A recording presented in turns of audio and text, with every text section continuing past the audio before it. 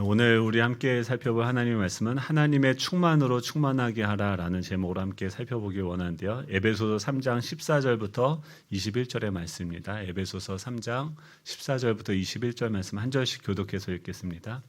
이러므로 내가 하늘과 땅에 있는 각 족속에게 이름을 주신 아버지 앞에 무릎을 꿇고 비노니 그의 영광의 풍성함을 따라 그의 성령으로 말미암아 너희 속사람을 능력으로 강건하게 하시오며 믿음으로 말미암아 그리스도께서 너희 마음에 계시게 하시옵고 너희 사랑 가운데서 뿌리가 박히고 터가 굳어져서 능히 모든 성도와 함께 지식에 넘치는 그리스도의 사랑을 알고 그 너비와 길이와 높이와 깊이가 어떠함을 깨달아 하나님의 모든 충만하신 것으로 너에게 충만하게 하시기를 구하노라. 우리 가운데서 역사하시는 능력대로 우리가 구하거나 생각하는 모든 것에 더 넘치도록 능히 하실 이에게 교회 안에서와 그리스도 예수 안에서 영광이 대대로 영원무궁하기를 원하노라. 아멘. 우리 좌우에 계신 분들과 이렇게 인사하면 좋겠습니다. 친구야, 잘 있었나? 네. 네. 네, 한 주간 잘 보내셨습니까? 네. 이게 뭐 어디 사투리인지는 잘 모르겠지만, 네, 아무튼, 네, 네, 보고 싶었습니다. 12월은 그렇죠. 한 해를 이렇게 마무리하면서 벌써 이제 12월인데요. 12월은 한 해를 마무리하면서 되돌아보면서 내년도를 또 한번 계획해보는 그런 시간인 것이죠. 제가 이제 말씀을 묵상하다가 저희 출애굽기에 보면 모세가 회막으로 나아가서 하나님을 대면해서 친구와 같이 사람이 자기의 친구와 같이 이야기함과 같이 여호와께서 모세와 대면하여 말씀하셨다 이 말을 듣고 도전이 됐습니다. 그래서 하나님을 친구처럼 그의 얼굴을 대면한다는 것이 무엇인가 이런 어떤 소망이 생겨서 그것을 위해서 기도하다가 나의 얼굴을 구하라라는 그런 마음을 주셔서 당의 허락을 받고 기도원에 가는 시간들을 가졌습니다. 가서 이런 고민들을 하는 거죠. 올해 이제 올 한 해 저희가 공동체 팀빌딩을 하는 사역들을 했습니다. 목장을 세우고 사역팀을 세우고 사람들을 세우는 그런 사역들을 했고 이제 이 세워진 이 조직과 이 사람들과 함께 내년은 어떤 방향으로 나아가야 되는가 라는 그 질문을 가지고 기도원에 간 거죠. 하나님께 기도했을 때 하나님은 나에게 나아와라 나의 얼굴을 구하라 라는 말씀을 주셨어요. 그래서 그것이 하나님의 얼굴을 구한다 라는 것이 여러분에게는 어떻게 느껴지십니까? 어떻게 하면 하나님의 얼굴을 구하고 하나님께 나아가는 것입니까? 제가 가지고 있었던 몇 개 옵션들이 있죠. 기도원도 종류가 여러 개가 있습니다. 갈멜산 기도원 같은 경우는 집회가 계속 있어요. 그래서 사람들이 이렇게 많이 모여서 함께 기도하면서 말씀을 듣고 나아가는 그런 곳입니다. 또 청계산 기도원은 그 산기도를 하는데요. 그래서 산에 올라가서 예전에 뭐 소나무 뿌리 뽑는다고 하는데 그런 식으로 그 산에서 기도하는 데가 청계산이고 또 하나는 필그림 하우스 같은 곳이 있는데 거기는 이제 말씀을 묵상하고 이렇게 같이 좀 쉬면서 말씀을 묵상하기 좋은 그런 종류의 기도원입니다. 제가 어느 데로 갔을까요? 이미 알고 계십니까? 네. 그렇군요. 네. 청계산을 갔어요. 그 세 가지 옵션이 있는데 제가 이것저것 고민하면서 하나님의 얼굴을 구한다라는 것은 제 안에 금식하고 하나님에게 목숨을 건 어떤 기도, 하나님만을 구하는 기도. 그래서 이번에 산에 올라가서 정말 뿌리를 뽑고 내가 깊이 하나님을 만나고 돌아오리라라는 굳은 결심과 함께 그 산에 올라갔습니다. 그래서 그 산에 진짜 오랜만에 갔어요. 근데 산에 올라가니까 그 산 중턱에 거기는 뭐 시설이 막 이렇게 좋지가 않아요. 굉장히 낙후되어져 있는데 산에 그냥 이렇게 가서 바위 위에서 무릎 꿇고 기도하는 건데 시대가 바뀌었어요. 가니까 텐트가 여기저기 다 쳐져 있는 거예요. 그리고 거기에 사람들이 다 있느냐? 사람은 없고 텐트만 쳐져 있어요. 수많은 그 텐트들 중에서 한 5개, 6개만 지금 사람이 들어가서 주여 막 하면서 기도를 하시는 거예요. 저는 뭐 텐트가 없으니까 바위 위에 이제 무릎을 꿇고 기도를 하는 거죠. 그러면서 주여 하고 이제 소리를 지르려고 하는데 안 나오는 거예요, 소리가. 그래서 주여 주여 하다가 이렇게 이게 이상하게 안 나오더라고요. 그래서 내가 이게 좀 하나님이 은혜 힘을 주셔야 되는구나 하면서 하나님 막 이렇게 하면서 다른 분들 이제 막 기도하는 정말 간절하게 막 어떤 분 득음을 한 것 같아요. 막 주여 막 이러면서 막 하는데 주여 저도 막 은혜를 주옵소서 하면서 하는데 뭔가 이게 안 맞아요. 그래서 거기서 말씀을 펴서 좀 묵상을 하다가 김이 빠져서 내려왔어요. 숙소로 일단 조금 더 이렇게 금식을 하니까요. 한 끼 안 먹었는데도 이게 뭔가 힘이 들어요. 그래서 숙소에 들어와서 방에 들어와가지고 이제 보는데 아까 그 우렁찼던 그분이 제 옆방에 들어왔는데 전화를 하시는 거예요. 전화를 하는데 그 우렁찬 목소리로 뭐 어떤 사장님인가요? 사업을 운영하시는 분인데 굉장히 뭐가 어려운가 봐요. 그래서 부하 직원인 것 같은데 그렇게 그 득음한 목소리로 욕을 하시면서 전화를 하시더라고요. 옆에서 그 왜 잔금이 뭐 하면서 그렇게 해가지고 아무튼 뭐 돈 받아오라 뭐 이런 건데 아무튼 그거를 막 욕을 하시면서 막 하시더라고요. 그래서 제가 옆에 앉아서 그걸 들으면서 제 안에 이제 주님이 그런 질문들 하는 거죠. 너는 그 수많은 기도원들 중에서 왜 청계산으로 왔냐? 너를 지금 여기로 인도한 그 욕망은 무엇이냐? 물어보시는 거죠. 지난주에 우리 공진수 목사님 오셔서 말씀을 전하지 않으셨습니까? 제가 여기 앉아서 들었는데 성량이 얼마나 좋으신지 말씀을 하는 게 이게 귀에 탁탁 꽂히는 거예요. 여러분은 별로 이렇게 제가 더 낫죠? 그래서 그걸 들으면서 이게 똑같은 마이크잖아요. 똑같은 음량인데 그분이 성량이 좋구나. 그래서 제가 내심 기대하는 게 뭐냐면 거기서 예전에 어떤 부어주셨던 그런 은사들, 막 은혜들, 막 환상을 보고 뭐 이런 것들이 다시 회복이 되고 또 저도 막 주여 막 외치다가 이게 목이 쉬었다가 다시 회복이 되면서 득음을 하는 그래서 여기서 설교하면 그 공지수 목사님은 금요 막 성령 집회할 때 설교하면 어떤 분들이 막 쓰러지거든요. 그래서 나도 막 설교하다가 막 여기 전 설교하니까 전화가 오네요. 막 사람들이 쓰러지고 은혜를 받고 뭐 이런 능력을 받지 않을까 받을 수 있지 않을까. 그러니까 하나님의 얼굴을 구한다라는 것이 저에게는 어떤 것으로 작동이 되어졌냐면 하나님께 어떤 능력을 받아서 이 땅 가운데 세상을 변화시키고 또 하나님께로 사람들을 이끌어낼 수 있는 어떤 파워를 얻게 되는 능력을 받게 되는 것으로 제가 인식을 하고 그곳에 간 것이죠. 그런데 하나님이 나의 얼굴을 구하라라고 저에게 요청하신 것은 다른 의미였습니다. 제가 거기서 기도하다가 말씀을 폈는데 마태복음 13장이 펼쳐지는 거예요. 거기에 뭐라고 되냐면 좋은 밭은 뭐냐면 하나님의 말씀을 듣고 깨닫는 자고 그 말씀을 듣고 견디어서 착한 마음으로 듣고 견디어서 결실을 맺는 자가 좋은 밭이라는 거예요. 즉 열매를 맺기 위해서 우리에게 필요한 것은 하나님의 말씀을 듣고 깨닫는 것이라는 거죠.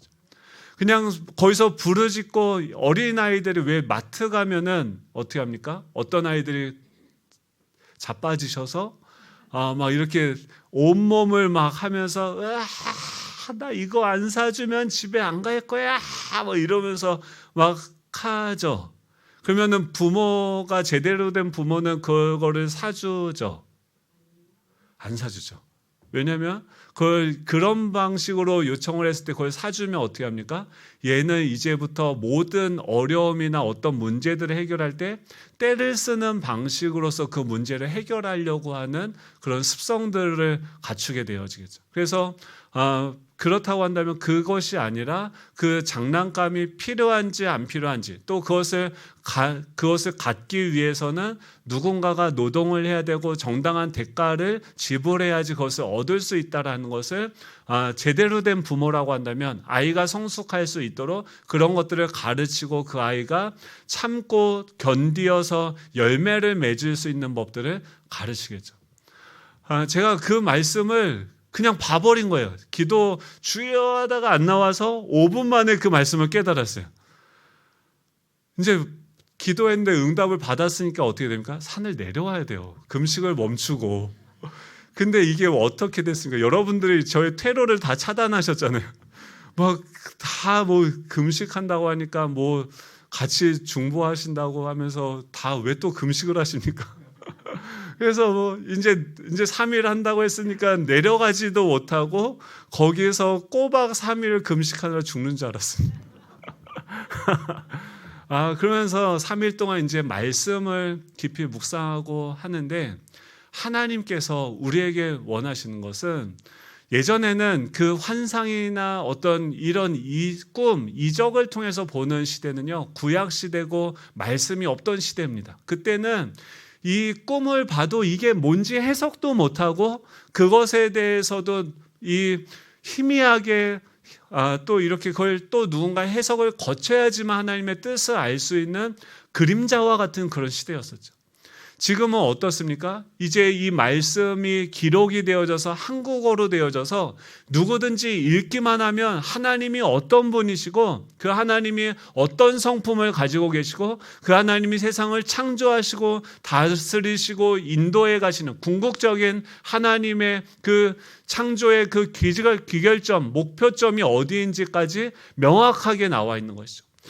이 사도 바울은 감옥 속에서 이 하나님의 경륜, 하나님이 이 세상을 창조하시고 경영하시는 그 목표가 무엇인지, 내년도 우리 교회를 통해서 인도하시고 우리 교회가 나아가야 될 방향이 무엇인지 이 말씀을 통해서 너무나도 분명하게 이미 기록해 놓은 것을 우리는 믿어야 되는 거죠. 하나님이 우리한테 원하시는 게 무엇입니까? 구약에서는 하나님의 나라의 왕이고 우리가 그분의 백성으로서 하나님과 우리와의 관계를 보여줘요. 그런데 예수님이 신약시대에서 예수님이 오신 다음에 어떻게 합니까? 예수님을 통해서 아버지와 아들의 관계로서 하나님과 우리의 관계를 보여줘요. 근데 더 나아가서 이 아들이요, 제가 왕과 신하, 주인과 종의 관계로서 인식을 하다가 이제 그분이 이 모든 만물을 창조하시고 다스리시는 분이 나의 아버지시다. 내가 그분의 자녀가 되었다. 이 놀라운 이 복음이 우리 가운데 선포가 되어진 거죠. 근데 거기서 더 나아가서는 어떻게 합니까? 이 아들을 태어나고 이 아이가 뭐 마트에서 떼도 부리고 뭐 이런저런 것도 하지만 점점 어떻게 합니까?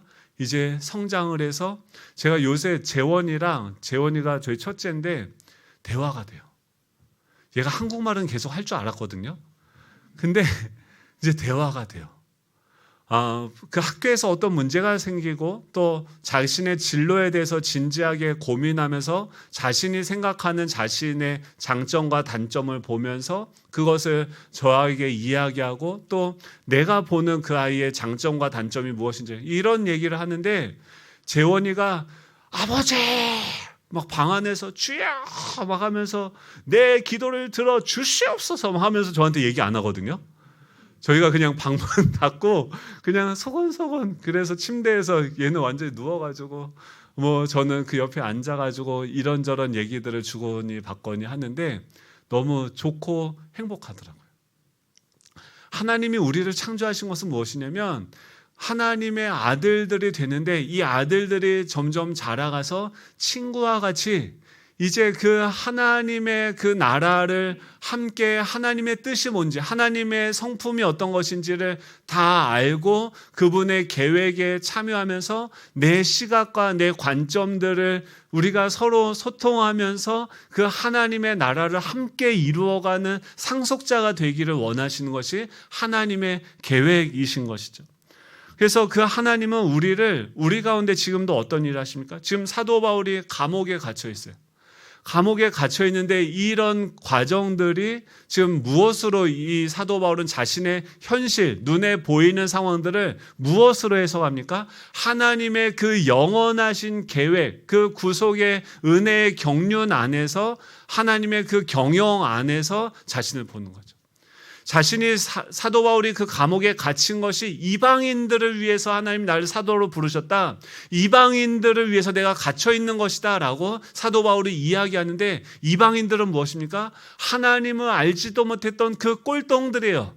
하나님을 믿지도 않고 원수로 여겼던 그 인간들을 위해서 하나님이, 그 사람들을 위해서 하나님이 나를 사도로 부르셨고 그들에게 보내셨다.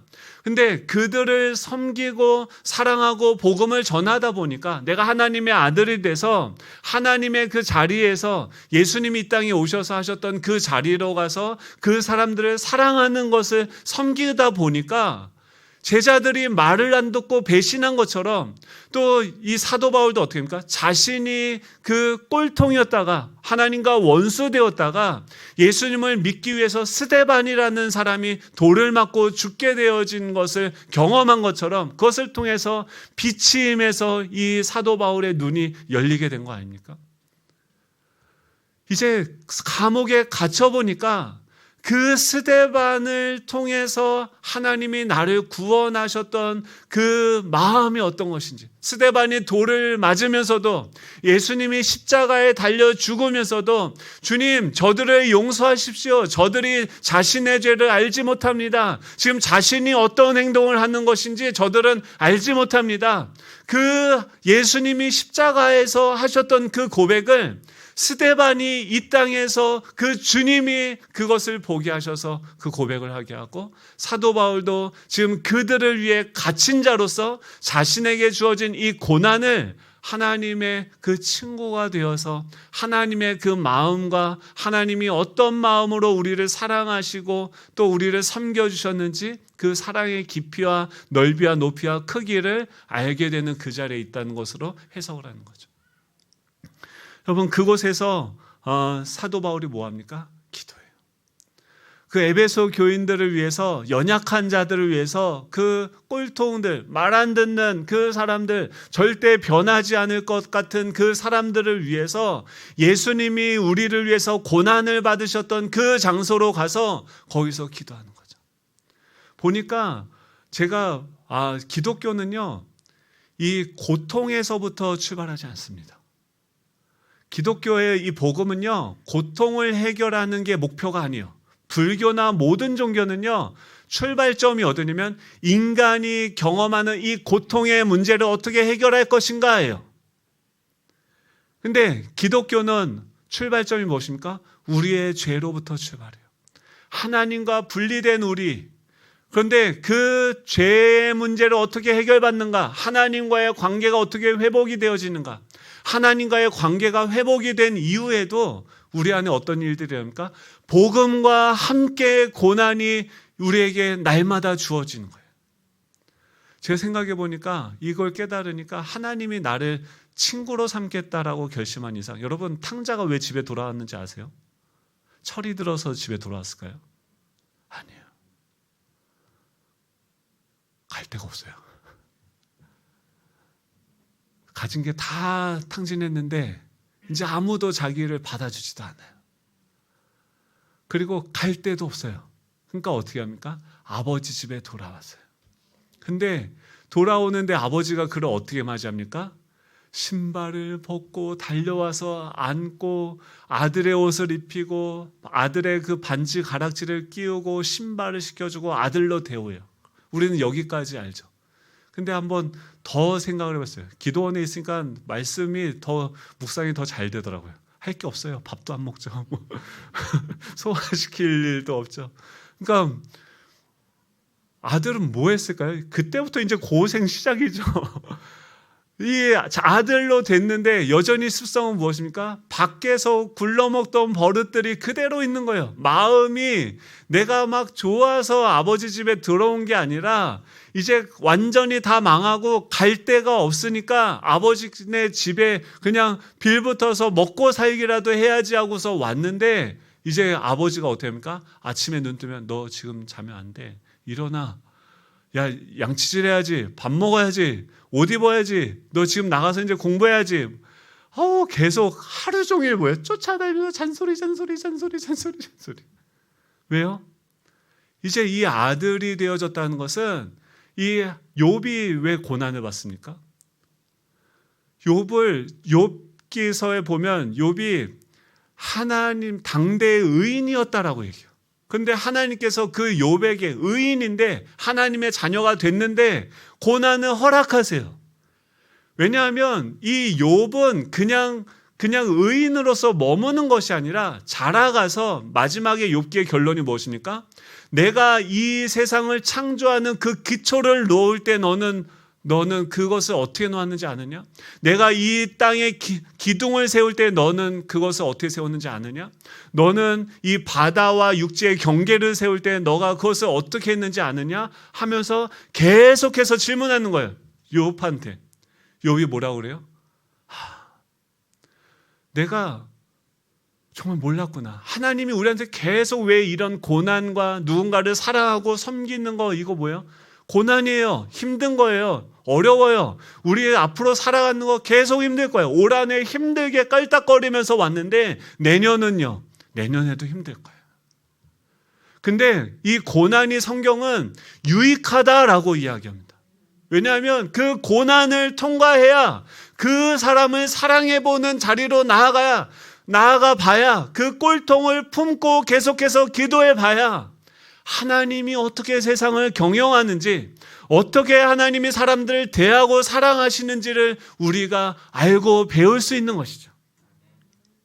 여러분 그 고난은요 없어지지 않습니다. 계속 이 복음과 함께 우리에게 주어지는 거예요. 이 사도 바울이 내가 이 갇혀보니까 하나님이 나를 어떻게 사랑하셨는지 내가 이제 알겠다. 그 하나님을 찬양하기 시작하고 형제들이여 여러분들도 나와 같이 내가 갇힌 것이 너희의 영광이고 너희들도 나와 같이 되기를 원하노라 하면서 그들을 위해서 기도하는 것이 바로 오늘 본문의 내용이라. 사랑하는 성도 여러분, 우리가 이 욥에게 고난이 허락되어진 것처럼 이 복음과 함께 주어지는 이 고난을 거부하지 않을 수 있는 저와 여러분 되시길 간절히 소망합니다. 내년도 우리 교회 목표가 무엇입니까? 하나님과 친구가 되어지는 거예요. 아들을 넘어서 우리가 자라가서 이제 하나님과 대화가 되어지는 그런 자리까지 성숙한 교회로 나아가는 거예요. 이 땅에 있는 이 영혼을 하나님 어떻게 해야 됩니까? 하나님은 어떻게 이 사람들을 대해야 됩니까? 하나님 지금 이 시대가 이렇게 어수선하고 복잡하고 어려운데 사람들의 탄식 소리가 세상 가운데 가득 찼는데 하나님은 어떻게 그들을 사랑하시고 하나님은 어떻게 그들을 구원하시겠습니까? 우리가 함께 하나님과 대화할 때 주님은 물어보시겠죠. 너라면 어떻게 하겠니? 너라면 그 사람들 어떻게 주님 저는 못 품어요. 저는 그냥 포기야. 저도 힘들어요 주님. 그래? 그래도 사랑을 배워야 되지 않겠냐? 우리가 상속자이기 때문에 하나님의 나라를 상속받아야 되기 때문에 그 나라를 운영해야 되기 때문에 하나님은요 끝까지 포기하지 않고 우리를 귀찮게 하시면서 우리로 하여금 그 사랑을 알고 배우고 누리고 섬기는 그 자리로 우리를 몰아가실 거예요.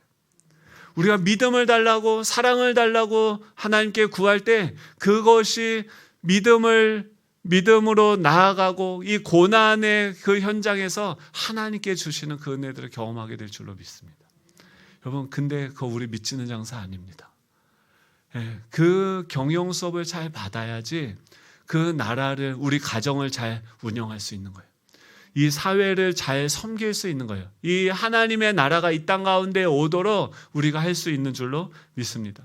이 사도 바울이 세 가지로 기도합니다.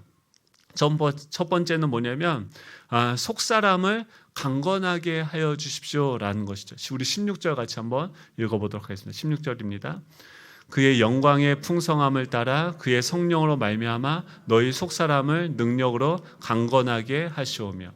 지금 이 첫 번째 기도의 제목이 뭐냐면 하나님이 지금 목표는 뭐냐면 우리가 하나님의 친구처럼 성숙한 자가 되어서 하나님과 소통할 수 있는 사람이 되어 있는 거예요. 예수 그리스도의 장성한 분량까지 자라가는 자가 하나님의 친구죠. 여러분 친구는 어떻게 되는지 아십니까? 친구가 있으십니까?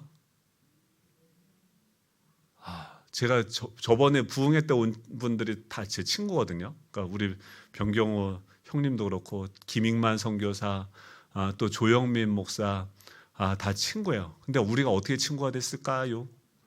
다 다르거든요.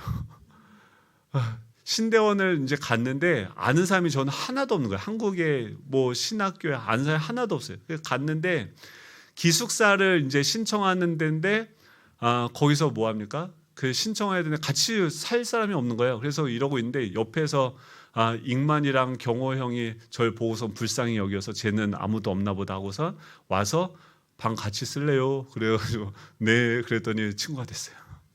같은 방을 썼어요. 전혀 몰랐는데 어떻게 친구가 되셨어요? 초등학교 때 가보니까 그 친구가 그냥 내 옆에 있었어요. 그래서 맨날 뭐 합니까? 줄 넘어온다고 넘어 죽어 하고서 맨날 싸우다가 그래서 뭐가 친구가 됐어요. 근데 그 친구랑 친구는 뭐가 다릅니까? 뭐 당구 치러 갔는데 어떤 자식은 맨날 속여요. 이걸 하나 빼고선 2개 뺐다고 빼고 어떤 친구는 계속 겐세이라는 게 있어요. 전문 용어로 당구만 치려고 하면 계속 이빨로 막 하면서 이 집중하지 못하도록 하는 인간들이 있어요. 그러면은 이제 막 당구 치다가 저 자식은 겐세가 너무 심하네 막 이러고 야, 쟤 또 속였어 하면 열받아서 그러면 뭐라 그래요? 야, 저 새끼 초등학교 때부터 그랬어. 그게 뭐예요? 친구예요. 하나님이 우리를 친구로 대하신다는 것은 우리 아시는 거예요. 우리가 계속 원래 인간 이랬어. 근데 만나면 또 만나는 거예요. 대화하고 그러면서 야, 이 자식이 요새 인간 됐어 하면서 또 그가 99번 죄를 짓다가 한 번 하나님이 기뻐하시는 일 하면 완전히 까물어 놀라치시는 것이. 그렇게 친구처럼 우리를 대해 주신다는 것은 우리의 연약함을 다 알고 우리의 부족함 다 알고 지금 이렇게 은혜 받고 집에 가도 또 죄질 것 다 아시는 분이에요. 근데 그 하나님이 우리의 겉사람이 무엇입니까? 계속해서 눈에 보이는 대로 또 뭔가 내가 능력을 더 갖추고 뭔가 내가 더 인정받을 수 있을 만큼 뭔가 보이는 존재로 하려고 하는데 그 겉사람이 깨어지고 넘어지는데 뭐가 달라졌습니까? 우리 안에 예수 그리스도가 있는 거예요. 여러분, 이 컵이 깨지면 어떻게 됩니까? 이 컵이 무슨 컵입니까? 이게 뭡니까? 네? 제가 너무 어려운 질문에서 여러분들이 대답을 못해. 이게 뭐죠? 네? 컵이죠. 네. 어떤 분들은 물컵이라고 하셨어요. 컵이라고 하시는 분은 겉사람만 보신 분. 우리도 뭐죠? 질그릇이죠. 그 나귀 새끼가 있죠. 예루살렘 그 문을 들어가는데 사람들이 자기를 보고 다 환호하는 거예요. 그래서 보면서 우와, 내가 이제 예수님과 같이 다니다 보니까 정말 이제 내가 다른 사람들에게 뭔가 신령한 은혜를 끼칠 수 있을 만큼 대단한 존재가 되었나 보다라고 착각하는 거죠. 뭡니까? 그 나귀 새끼 위에 예수님이 앉아 계시기 때문에 사람들이 환호하는 것이죠. 우리가 질그릇이다, 하나님의 자녀가 되었다, 하나님의 친구가 되어졌다고 하는 것은 여전히 연약하고 날마다 죄를 짓는데 가까이 가는 속사람으로는 하나님의 율법을 즐거워하는데 우리 안에 죄를 또 기뻐하면서 즐거워하면서 계속 그 죄를 향해서 나아가는 우리 겉사람도 같이 있게 되어지는 것이죠. 그런데 뭐가 달라졌냐면 이 겉사람이 죄를 짓고 넘어지고 깨어지는데 예전 같았으면 아브라함이 자기 누이를 자기 아내를 누이라고 속여서 하면은 이제 누이도 뺏기고 자기도 다 거기서 모든 걸 뺏기고 거덜나야 되는데 뭐가 달라졌습니까? 그가 누이라고 속였는데 죄를 짓고 넘어졌는데 깨졌는데 거기서 우리가 죄인으로서 예수 그리스도를 죽였던 그 자리에서 우리 안에 계신 하나님의 영광이 위대함이 나타나게 되어지는 거죠. 우리는 죄를 짓고 넘어졌는데 그런 우리를 사랑하시는 그 하나님이 우리와 함께하고 계심이 그 십자가가 수치의 상징이 아니라 하나님의 영광이고 하나님의 사랑의 상징이 되어지는 것으로 우리 가운데 나타나는 것이죠. 여러분, 이 속사람을 강건하게 하라고 하는 것은 무엇이냐면 우리 안에 계신 그 예수 그리스도를 우리가 더 알아가고 기뻐하고 그분을 붙들라고 하는 거예요. 여러분, 우리가 이런 생각을 했어요. 왜 우리한테 그냥 한 번의 속사람으로 거듭나게 하셔서 완전하게 하시면 너무 좋은 거 아닙니까? 근데 왜 우리 겉사람의 이 죄를 놔둡니까? 로마서 7장 22절, 25절 한번 같이 읽어볼까요? 로마서 7장 22절부터 25절입니다. 시작.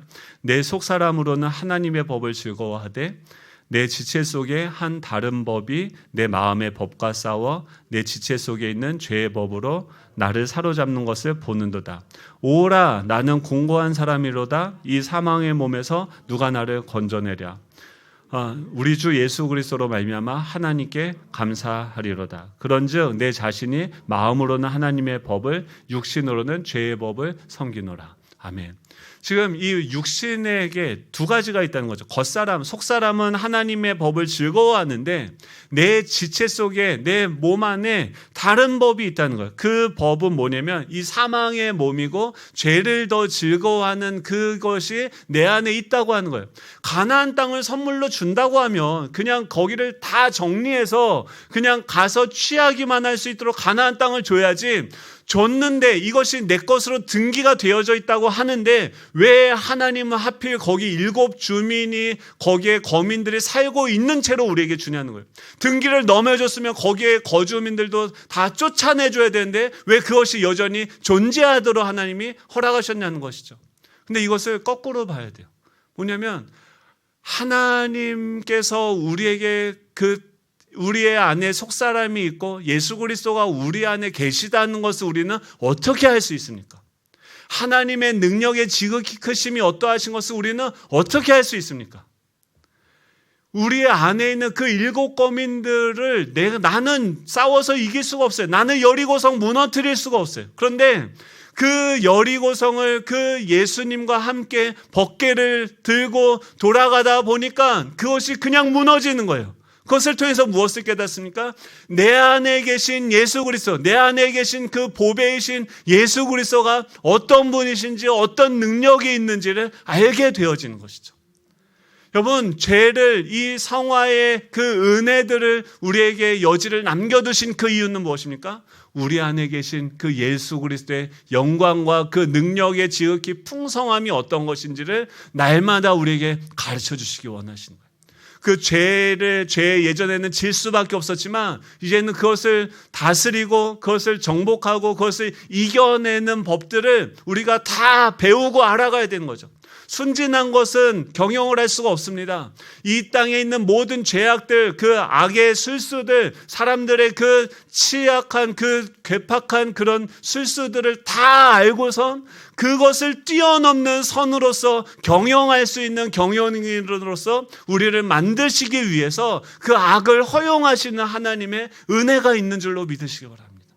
우리 안에 뭐가 있어요? 그 악을 이기신, 부활하신 승리의 예수 그리스도, 그 답이 우리 안에 거하고 있는 거예요. 속사람을 강건하게 하라는 것은 뭐냐면 그 예수 그리스도가 우리 가운데서 강건해지도록 해야 된다라고 하는 거죠. 여러분, 그 에덴 동산에서 말씀을 따먹는, 그 생명나무를 따먹는 게 쉬울까요? 선악과를 따먹는 게 쉬울까요? 죄를 짓는 게 쉬울까요? 말씀을 순종하는 게 쉬울까요? 죄를 짓는 게 쉽습니까? 저도 그런 줄 알았는데 아니에요. 여러분, 에덴 동산에 선악과만 있는 게 아니라 생명나무도 있었어요. 생명나무를 먹으면, 그걸 선택하면 쉬워요. 선악과를 따먹잖아요. 그 다음부터 뭐 해야 돼요? 내년도 계획, 내년도 우리 교회가 어느 방향으로 가야 됩니까? 몰라요. 내년도 어떻게 예측할 수 있습니까? 몰라요. 그러면 선악과를 따먹는 순간 나는 그 모든 변수들을 파악하고 분석해서 염려하면서 그것을 선택하고 분별하고 그 어떤 한 가지를 정해서 가야 돼요. 길이 광야에 있으면 사방이 다 길이에요. 그런데 그 가운데서 어떤 길로 가야 됩니까? 죄를 선택하는 것, 선악과를 선택하는 것이 훨씬 더 어려운 길입니다. 생명나무를 선택하는 거, 예수님을 선택하는 게 훨씬 단순하고 쉬운 길이죠. 제가 말씀을 묵상하다가 하나님이 주시는 그 말씀에 감동해서 순종하니까, 그래서 기도원을 간다고 하니까 어떤 일이 일어납니까? 지성소에 들어가서 하나님이 나에게 말씀하시는 것을 하나님과 계속 상의하다가 하나님이 그래 너 이거는 이렇게 하면 좋아, 그것을 듣고 우리가 그 말씀에 순종하는 것으로 갔더니요, 어떻게 됩니까? 그 말씀이 움직이는 대로 이 성막이 움직이기 시작하고 그 위에 있는 천사들이 움직이기 시작하고 또 이 12지파가 함께 움직이기 시작하는 거예요.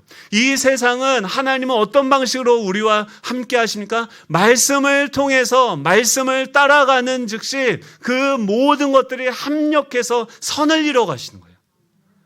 여러분, 선악과 따먹는 게, 죄를 짓는 게 더 복잡하고 힘들고 어렵습니다. 모든 것들을 내가 책임져야 되고 염려해야 되고 근심해야 되고 나 혼자 고아인 것처럼 그렇게 하다가 어떻게 됩니까? 핍절해서 쓰러지는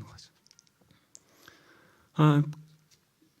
속사람이 강건하게 되는 것은 좋고 건강해지려면 어떻게 돼요? 제가 금식해 보니까 제가 제 안에 계속 떠오르는 그 음식들 있죠. 다 쓰레기 같은 것만 떠오르더라고요. 내가 그동안 얼마나 내 몸을 학대했는가 회개했어요. 마이쮸 이제 안 먹을 거예요. 그거 먹으면 배가 부글부글해지고 부풀어 오르거든요. 근데 그거 알면서도 계속 먹어요. 진짜 징하죠. 근데 건강해지려면 어떻게 됩니까? 건강한 음식을 먹고 운동을 해야 되는 거죠. 영적으로 속사람이 강건해져야 돼요. 우리가 자라가야 돼요. 그것을 위해서 뭐 해야 됩니까? 건강한 말씀을 먹고 그것을 운동을 해야 돼요. 그것을 실천해 봐야 돼요. 믿음, 수영은 수영하면서 배우듯이 이 믿음은, 말씀은 실천해 보면은 우리가 그 말씀에 그냥 순종해 보면 하나님이 이렇게 말씀하는데 이건 말도 안 되는 건데, 이건 낭떠러지인데, 여기서 걸어갔다가는 죽는 길인데 그 믿음으로 한 발자국 내딛다 보니까 떨어지는 것이 아니라 내 등에 날개가 달려있다는 것을 깨닫게 되어지는 거예요. 여러분, 그 속사람이 강건해질 수 있는 저와 여러분 되시길 간절히 소망합니다. 두 번째로 기도하는 것은 뭐냐면 이 사랑으로 뿌리를 더 깊이 박으라는 거예요. 사랑 가운데 너희의 뿌리를 박으라. 속사람이 강건하고 그 뿌리는요 보이지 않습니다. 어떤 식물의 생명과 성장은요 무엇에 달려있냐면 전적으로 뿌리에 달려있어요. 꽃과 열매와 이파리 다 중요하지만 뿌리가 얼마나 건강하고 깊이 뿌리를 내렸고 그것이 얼마나 우리가 서로 연결되어져 있느냐가 그 식물의 생명과 그 성장을 좌우하게 되어지는 거예요. 보이는 게 아니라 보이지 않는 그 땅 속에 있는 그 뿌리의 깊이만큼 그 사람은 성장할 수 있다라고 하는 것이죠. 근데 마가복음에 보면 씨 뿌리는 자의 비유를 보면 어떻게 합니까? 길가에 있는 것은 뭐예요? 아예 뿌리가 없어요. 그러니까 씨앗이 뿌려지면, 그러니까 이게 뭐냐면 말씀을 우리가 들으면 그것을 사단이 그냥 계속 뺏어가는 거예요. 새가 그 말씀을 뺏어가는 거예요. 말씀을 듣는데 그것이 우리 가운데 심겨지기도 전에 다 들려가는 거예요. 여기서 말씀을 듣는데 계속 졸립고 딴 생각하게 하고 집중하지 못하게 하고 바쁘게 만들어서 이 말씀의 씨앗 자체가 우리 밭에 심겨지지도 못하도록 하는 게 길가예요. 여러분, 그것을 뛰어넘으셔야 돼요. 하나님의 말씀에 내가 오늘 살아가는, 붙들고 내가 살아가는 그 말씀이 날마다 저와 여러분 가운데 부어지기를 축복합니다. 여러분, 날마다 큐티를 통해서 하나님이 나에게 주시는 말씀이 무엇인지 붙들고 그것을 더 뿌리 내려야 돼요. 그 말씀을 묵상하고 하나님이 어떤 분이신지를 알아가야 되는 거예요. 그것이 무엇입니까? 돌밭이 있어요. 돌밭은 뭐냐면 그 말씀이 한 번 듣고 끝나는 거예요.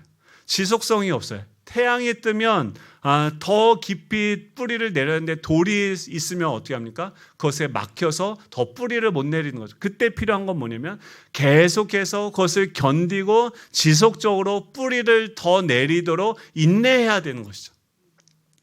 그리고 나서 뭡니까? 가시떨기는 뭐냐면 그 마음에 이 말씀의 씨앗만 뿌린 것이 아니라 염려와 유혹과 욕심이라는 그 잡초가 같이 뿌려지는 거예요. 여러분, 이 말씀과 염려는 같이 자라갈 수 없습니다. 말씀만 잘하던가 염려는 뭐예요? 염려를 하면서 말씀을 묵상할 수 없는 거예요. 말씀을 묵상하던가 내가 염려하고 있다 그러면은 지금 내 안에 말씀을 붙들고 있지 않구나 생각하시면 돼요. 말씀을 묵상하고 있거나 염려를 하고 있는 거예요.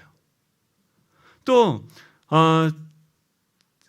세상의 재물의 유혹, 그러니까 세상적으로 돈을 어떻게 하면 많이 버는가, 어떻게 하면 내가 성공하는 것과 이 하나님을 아는 것은 같이 돈과 하나님을 겸하여 섬길 수 없는 거예요.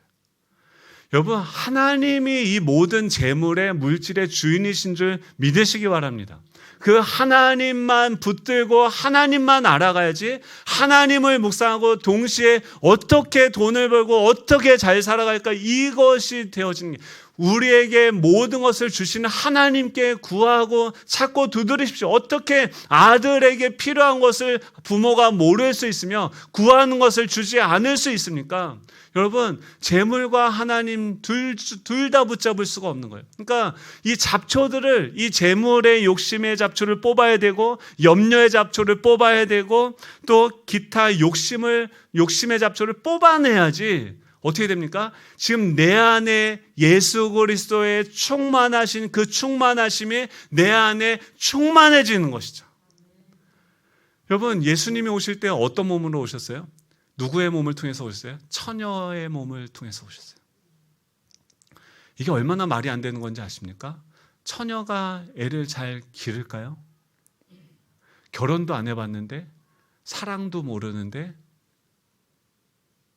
애를 낳고 기르는 방법도 모르는 그 연약한 그 처녀의 몸으로 무한하신 그 존재가 이 유한한 한 여인의 몸 가운데 들어오신 거예요. 그분은 갓난 어린아이의 모습으로 오셨고, 모든 세상은 그 아들을, 예수 그리스도를 죽이려고 그 헤롯이 다 그 비슷한 나이의 아이들을 다 죽였어요. 그 마리아가 그 헤롯의 공격을 이겨낼 수 있는 지혜가 있습니까? 능력이 있습니까? 뭐가 있습니까? 애를 키울 수 있는 어떤 지혜가 있습니까? 없어요. 근데 그 아기 예수 그리스도 그 자체의 충만하심으로 말미암아서 스스로 그 문제들을 스스로 한 번도 예수님은 누구에게 의지하신 적이 없어요. 제자들이 예수님을 다 배신하고 떠나가도 우리 가운데 계신 예수님은 자족하시고 충만하신 그 하나님이신 줄 믿으시기 바랍니다. 우리는 계속 연약하고 부족하고 넘어지는데, 우리 안에 계신 그 하나님의 충만하심이 우리를 충만하게 하시는 거예요. 그것을 위해서 우리가 해야 되는 건 무엇입니까? 하나만 붙드는 거예요. 그리스도의 그 말씀을 통해서 우리 가운데 계신 그 예수 그리스도가 어떤 분이신지를, 이 죄와 싸워가고 이 잡초들을 뽑아내면서 하나님만을 선택하는 우리가 그 지점으로 한 걸음씩 나아가면서 하나님의 사랑의 깊이와 높이와 넓이와 크기를 알아가는 것이죠. 여러분, 이렇게 하나님을 알아가는, 그분은 이미 우리 가운데 충만하시고요, 그분은 자족하시고요, 자존하시고요, 그분은 스스로 자신의 일을 우리 안에서 이루어가고 계시는 분이세요. 문제는 뭐냐면, 우리 겉사람이 깨어지고 우리 속사람이 강건해지고 그분 안에 뿌리가 내려져야 되고, 그분의 충만하심으로 우리가 충만해되어지는 그 역사가 나타나길 간절히 소망합니다. 여러분, 하나님은요, 하나님으로 우리를 충만하게 하기를 원하십니다. 내년도 우리가 다양한 상황에서 다양한 사역들을 할 거예요. 그 사역이 목표가 아니에요.